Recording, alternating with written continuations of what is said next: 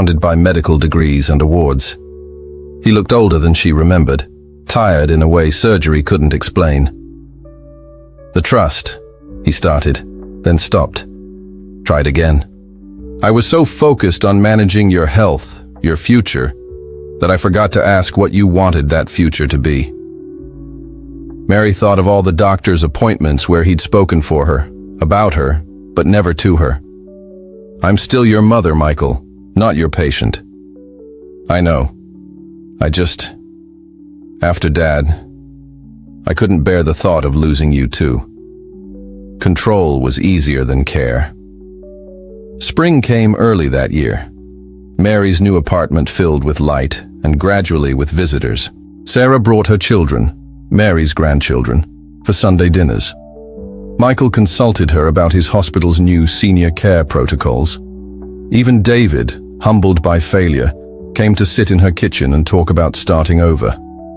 The photos on her mantelpiece shifted, new memories joining the old. Christmas at the senior center, Sarah's daughter's piano recital, Michael's hospital volunteer award ceremony, David breaking ground on a smaller, community-focused project. But other photos remained too. Carol teaching smartphone skills, Mrs. Patterson at community events, Rebecca receiving an Elder Rights Advocacy Award. Family wasn't just blood anymore. It was choice, connection, community. One warm evening in May, Mary hosted a dinner party. Her small dining table couldn't hold everyone, so they spread into the living room, balancing plates on laps. Her children, their children, her senior center friends, neighbors, all together.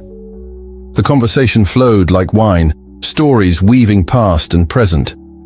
Sarah's daughter asked about Mary's teaching days. Michael shared hospital humor with Carol. David and Mr. Guo discussed community development in rapid Mandarin. Looking around, Mary saw what she'd almost lost.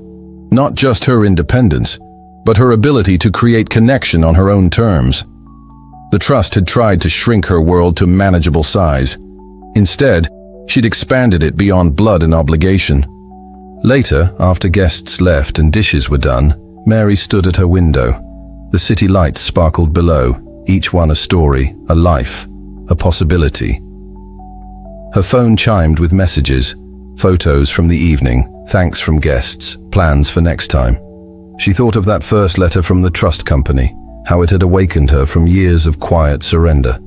Sometimes loss led to finding, sometimes bridges had to burn for new ones